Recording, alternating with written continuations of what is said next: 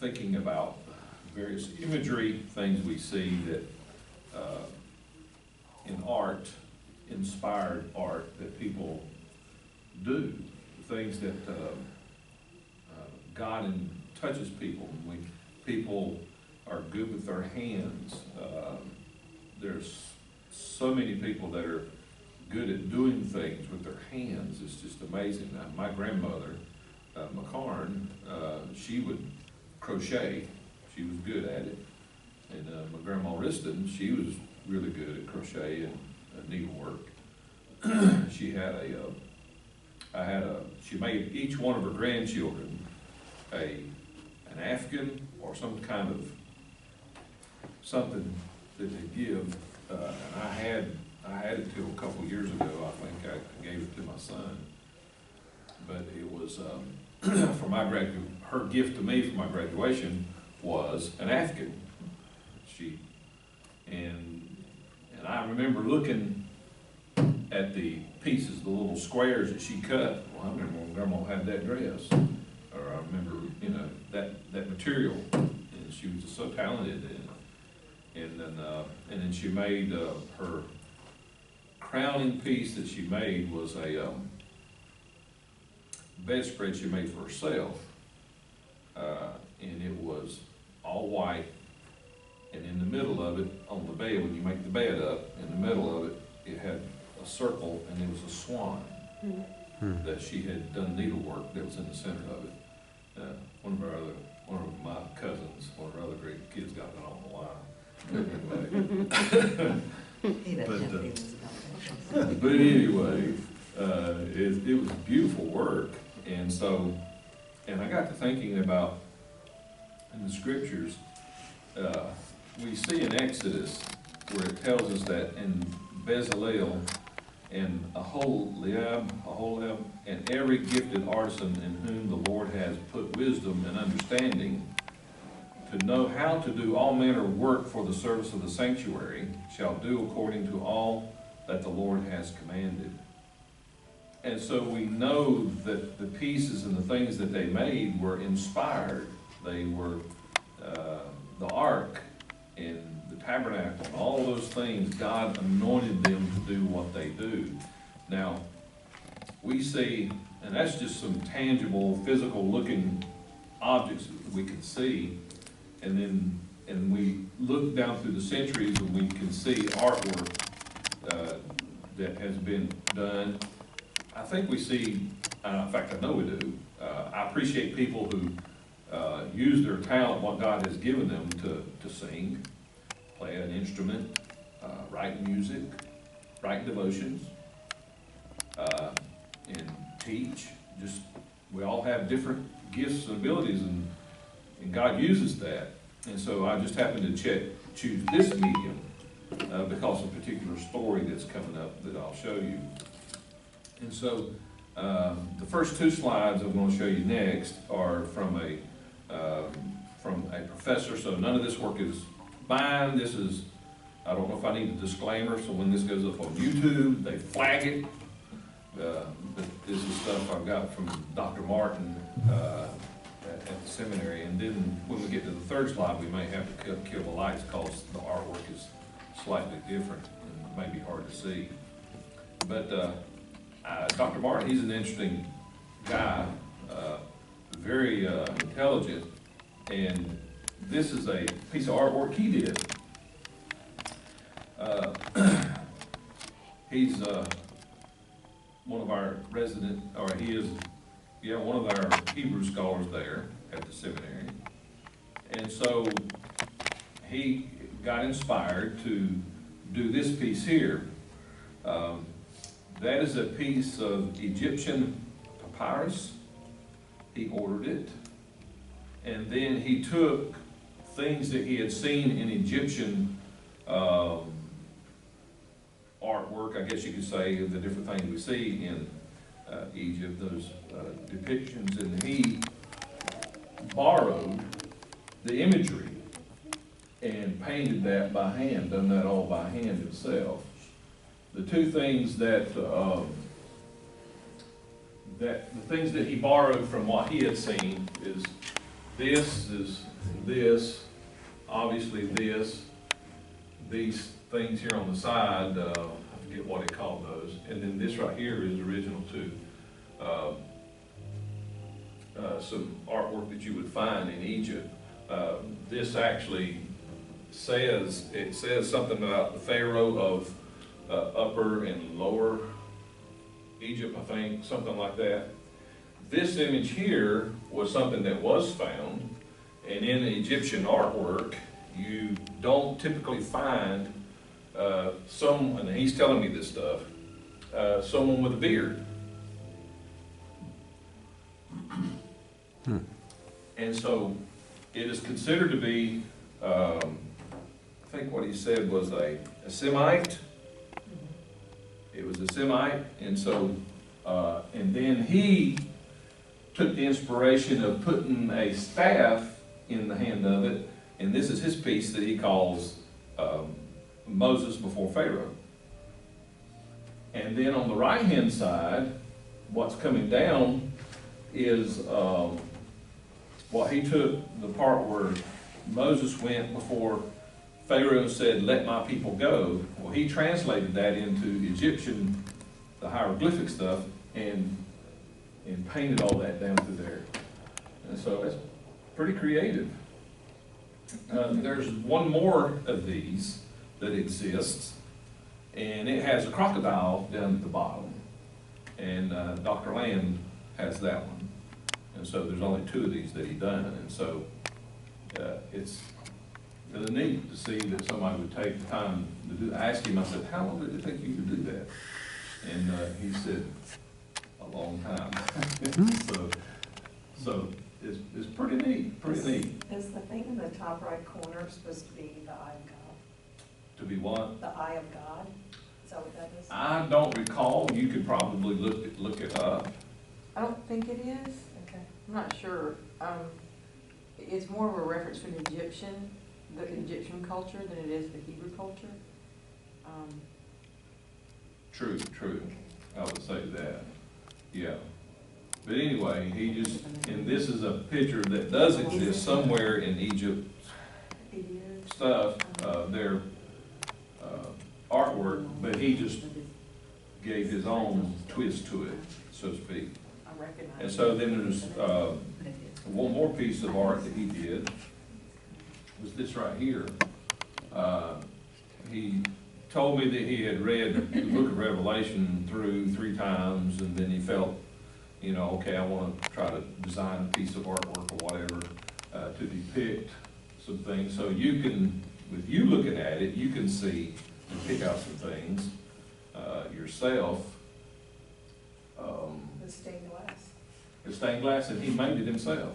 Very good. Yeah, he done some research and learned how to try to do stained glass, how to cut and everything. So you see, it goes from the left-hand side across around in a circular motion. So you have the stars in the hand of Jesus in the beginning, chapter 1. And then, of course, you see the Lamb and the scroll. And then you see those 2 pieces of glass here going up. That's supposed to be the 2 witnesses. That's what he communicated about the 2 witnesses. And then you move on around to the sun-clothed woman. And if you recall, the serpent the beast was after her, so that's down on the bottom there, working your way across. And I tried to write some of this stuff down so I could catch what he was implying by that. Then you have the 7 hills, the city set on the hills, and then below that is a pit. It's supposed to be the pit that's mentioned in chapter 17, I believe. And then you have obviously the sword, the rainbow, and then as you come into the center, the leaves for the healing of the nation, and then the Alpha and Omega, and then the streams, or the water, the river that flows out from God. And then right there in the center of it you'll see this here. Hmm. The sign of the fish. And so, Karen, have you seen that in, over there in CPT? I have not. I have not. When you go in CPT, it's up there above the door. Gotcha. And so, I just haven't looked high enough evidently. Because I've been over there many a time, but I just haven't noticed. yeah, I didn't know if you've ever seen that, or, and then that other piece of artwork. And then over at the Prospect Church of God, they have a stained glass window in their church that he had designed. He didn't do it, but he designed it. And you find inspiration when you look at these things, where what someone puts into somebody's heart. And so I'll finish up with a story about a gentleman by the name of Nicholas Evans. He was lived in Wales. He was born in 1907, lived to 2004. And so we'll try some of his artwork here next. And once I turn to it, if it doesn't show up well, we'll kill the light so you can see it better. Just to give you a little intro about Nicholas Evans. There was, back in the 60s, there was in Aberfan, I think it's called, there was one of the coal pits or whatever, mounds or whatever, had turned loose, and it came down, it turned into a kind of like a slurry and hit the town where they lived, and there was 7 of them up there at the time. And when this one turned, they had an unusual amount of rain. Some precautions had not been made to shore it up. And when the rain saturated it, it became a slurry, and it came down and it hit the town there to where there was some little children in school, and I think it was like 100 and something people were killed by it run over. But he was in Wales, where he was from. His family was in the coal mining. It was something that he had a love for, because he lived in the culture of coal miners. And so from the age of 13 to 16, he began working in a coal mine at the age of 13. And so in 1920, I better look at my notes here, 1923, he left the coal mines because of an accident in which his dad died in the mines. His mom pressed on him so much that, I don't want you to go back into the mines. But while he was in the mines, when he was there, he was greatly impressed by a person who was a Pentecostal.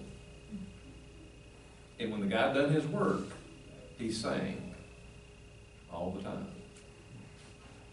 And everything he did, he was singing to the Lord, and had a tremendous impact on Nicholas. Now, Nicholas left the mines, and then in his late 60s, he worked for the train company or whatever that was there as an engineer. In his late 60s, he retired, and he'd never painted before, and he started painting.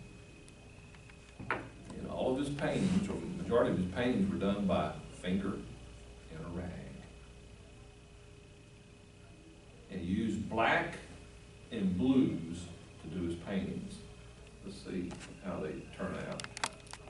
Can you see that okay? Or do we, okay, we don't need to kill the lights or anything. Well, this is his depiction of miners going to work. Now, of the paintings that he has made, it wasn't long that he filled up the house. He is one of the only artist that we know of that has been mentioned at the time that it happened.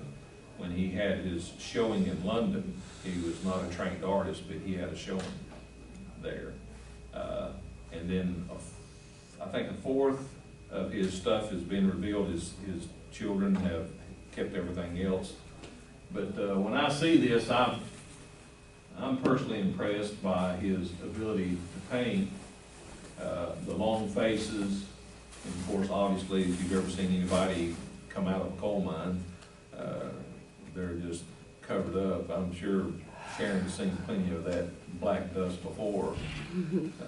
I remember seeing my grandpa Riston come in one time when we was up there to visit, and though he was a minister, he worked in the coal mines, and he comes in the house, goes straight to the bathroom. He was in there getting cleaned up. When he leaves, Grandma goes behind him to clean up the bathroom because black was everywhere. And so anyhow, but you see the effects of the way that this communicates well. So here's the miners. Then he painted what it's like to be at the coal face, where the hard work of doing the work of being in a coal mine. I find its imagery, because it is important, influences my thinking, because I had my grandpa work there, great uncles worked there in the coal mine, and so, and Dad for the longest time, and I think it's still there at the house, one of the headlamps that came, I forget who it came from, but I remember for years seeing that headlamp that they would use down in the coal mine. So there they are working hard at the coal face. Nicholas Evans is painting this from his own memory, and when he begins to paint any picture that he painted, he always began with a face. And when he'd paint the face, he'd begin to talk to the face like it was an old friend. And then all of a sudden these ideas would start to come, and he would just frantically move around the picture, making marks and stuff and doing his painting. Here you have what he called the changing of the shift. It doesn't show up as well here, but there's some blues in there that you can't pick up. You'll see them more prominent in some of the other things. And so here we have miners coming in, going out. You look at the how things are bent. It's not perfect, but they make do with what they've got. And you move on to this one here. This is called the transport to the other end, or the far end. This particular picture always has, when I had looked at his work, it evokes a memory for me. When I was about 3 years old, I had an uncle that died who was run over by a coal car.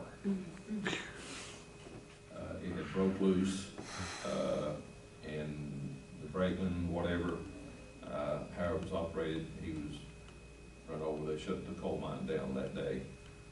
And so when I see that, I think of him. And so it was a tough life. Nicholas Evans gave him his own title to himself. He calls himself the miner's historian. And he tries to do this through painting. Here the miners are coming up or going down in the coal mine. You're in that elevator. And so you pack them in there like sardines. And then, which evoked this particular picture. This picture is, he calls claustrophobia. Is that everybody is so forced into the space and various spaces in the mine. You think of going up and down that elevator, you're just trying to find a space of where you can move. And so you think of the, all this is on the people, and this is their livelihood. So they're going willingly, I would suppose. And here we have a collapse of the roof, when something collapsed. they're in there working. You see down there at the bottom where someone was hurt, was injured because of the collapse. And so they're tending to that person. And then we have, he didn't want to leave the women out. The women were, had their role at the top to bring stuff out and put it on the coal, put it on places and put it on where the horses could take it wherever they needed to take it. Miners that were down in the mine, the men, would wind up doing this kind of work if they got injured. And so, but the women had their part in doing the work there as well. There were times that the mine would be shut down and things would be so hard that people would be scavenging anything they could that would burn because they lived off of it. It was everything. And so you see the weight of the work there is, and when I think of the guy that he worked with, this older guy, who was a Pentecostal and sang while he was doing his work, there's just times you just have to try to work in the midst of things that you don't want to do. And you try to bring the Lord into that work, to sanctify that work that's going on. Then the last picture I'll show you is that when we think of the things that we do for the Lord, I love that scripture where it says, it talks about doing unto the Lord, or work, you commit and you lay your hand to do things, you do the very best that you can, but as unto the Lord. Our work honors Him, our sweat and our labor, what we bring to the table, it honors God. Well, the last picture here is, there was an accident that he wanted to try to capture, and what he felt at the time of the collapse, where the mine had closed and the miners were stuck in there, is that Jesus was with them. And Jesus has on miners' clothes too. They got out, but you see Jesus holding the keys. He has the keys for their escape to help them to get out. Jesus is he's holding the lamp as well. He's the light that's showing them the way. And they're there praying, they're there calling on God to save them. And so I'm just so taken back by the fact that Jesus is wearing miners' clothes. And there are times when we don't feel like God is with us. Sometimes we feel like we're in this thing all alone in our particular situation, wherever it may be. When I worked in the cotton mill, I had to work in the belly of the beast lots of times. And I worked down there where the waste from the that they would sweep up around the cotton mill. They'd sweep up and they'd sweep it to these places and deposit it so it'd come down. And it just went down, down, down to where it got to where I was at times. Now, most of the time in the summer I'm mowing grass, but in the wintertime I'm in there baling waste and other things that would come down. And they had these huge bins that would drop this stuff down into these bins. And so in order to get, before you take it to the baler, you had to have enough stuff in there that was worth your while to carry it over there. So I'd climb up in the bin. I was one of the few people that could climb in there based on my long legs. And so I'd swing my leg over, get up in there, and I'd stomp around and get it stomped off. So I didn't want to move those bins no more than I had to. And inside that big metal thing, chute that went up in there, I would sing. It sounded good. To me it did. I had my own concert. I I would sing, hymnals, things would come to my mind, and I'm just singing to the top. Nobody could hear you. I'm the only one down there. The machines running upstairs would drown out anything that you could hear, just about, for anybody. So there's no way they could hear me up there. And so one day I was singing with all the luster and that I could do. I'm stomping that stuff, singing around, and I turn around and there's the superintendent of the mill, Dave Wheeler. And he's standing there over that thing, and I could see about this much of him, he's going, "Are you having fun?" I said, "Yes, sir, I am." And so I went on about my business, doing the work, and there'd be times when sitting down there in that area, I would have my New Testament, and while I was waiting on the baler and running the waste through, they had this other machine that you had to grind the waste to get it into a more refined stuff, because it came from all over different places.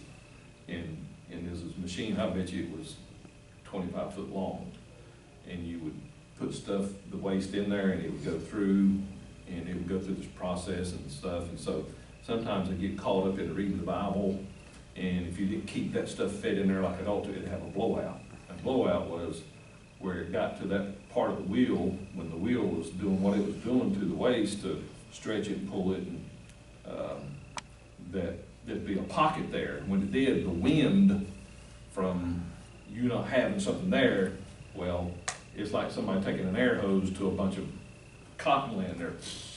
That's what it would do. And so then you had to go, get this in here, get this in here.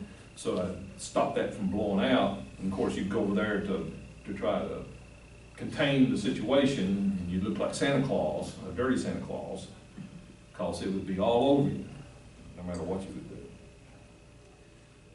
But when I see that, and I think of what artisans have done over the years, we've seen paintings from Michelangelo, and we've seen paintings from Leonardo da Vinci. We've seen things that other people have done that have been crude, but they communicate something. And God uses our talents to communicate and inspire. I don't know if any of you have ever, I started to send you a text this week if you had ever made something, sculpted anything or whatever, if you had a picture of it, if you wanted to bring it or whatever. We'd love to see it, and then hear your story behind what you felt inspired you to do what you made. And so, but God is with us in our work. Some of us feel, I love the text that talks about the body. You got, the various parts and members, and no one member should feel like it's unimportant, regardless of the dirtiest work we may do, or some of the most lofty work where we might have been placed. We're all important to the family of God in doing what He has called us to do. I know that when my little pinky on the bottom of my foot, it's important to me. It's real important, especially if I'm walking through the house barefoot and I hit something with it. Oh, it's so important to me that don't happen. And of course, you know what I'm talking about. We are, you are, God's anointed, and God has called you for a particular work, whether it's artwork or whatever. This just happened to be something we could see that somebody's done. And so I hope that gives you a sense of inspiration that what God has called you to do is very, very important to Him, and He's with you in your work. Any thoughts, contributions? Yes, Ron? A few years ago, there was a discovery made in Israel, and they found a piece of jewelry. They think it was a pendant, and it combined the menorah and the fish. And it created such an uproar because it showed that Jesus and the Jewish culture was just little. Jesus and the Jewish culture were linked. Completely linked. It was dated from right after Jesus' death when the Acts 1:8 church started. And they said this proves that Jesus and the church, the Church of the Way and the Jewish faith were totally linked together. Is that where somebody, it seemed like I had a pen one time that had those things, somebody had this, something you could pin on your lapel. Yeah, they replicated it all over. It just spread like wildfire. When they found the real artifact, people just started copying it. But it was pretty momentous for them to find that. Good. Any other? I'm sorry, for my information, where was your folks that were working in the coal mine? Where was that? West Virginia. Okay, Yeah. okay. Yeah. It's fine, I'm finding more people that are connected to West Virginia than I thought. Friday, the funeral, I had a party funeral for Jewel Vault, and she's from Princeton, Yep, I saw that in the paper. and so was her husband. Yep. I had a great uncle who lived there, and of course, there's Ristons all over in that particular area. And in the place where, not far from there, where our ancestors came and settled in that area. Their names were Lively. That came from Pennsylvania, I believe it was. And it was two brothers came down and bought a lot of property and was done some farming and stuff. But yeah, Uncle Ace, my great Uncle Ace, he worked in the coal mines. Uncle Don worked in the coal mine. We were sitting at a breakfast table one morning at Uncle Don's, and he lived in Whitehall. In fact, we went through a train tunnel that had been decommissioned in the family car. Dad wanted to take us through it. We went in, it goes like this, and there's one point, you don't see any light, all you have is the car lights.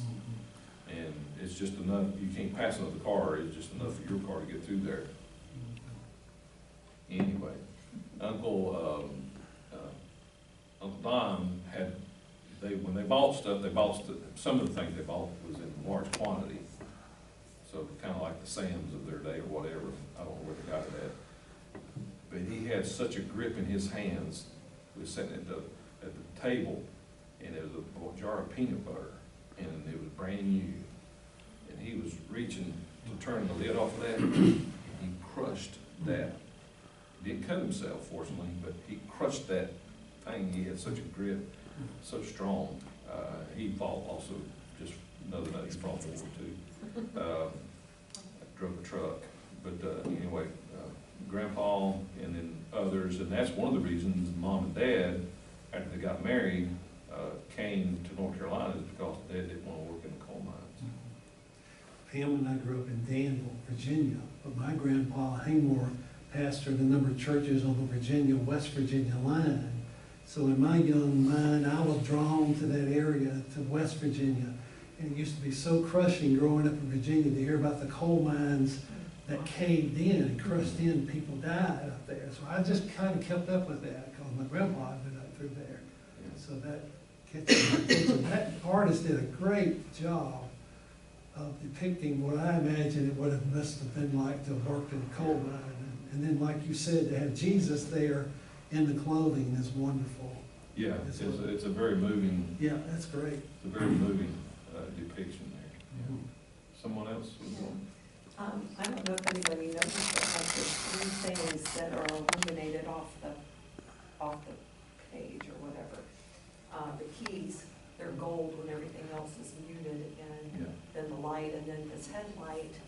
It makes me wonder if what he was trying to convey was Jesus is the way, truth, and life, because he has the keys to life, and the lamp is guiding the way, and that maybe what's on this thing is That's the beauty of artwork, Yeah. is that everybody walks away Can see with a something different different. impression. Yeah, but there's three things that are eliminated off of that. Yeah. But the tops of the two men's heads are reflective Mhm. of him. That he's shining on them and they're reflecting back.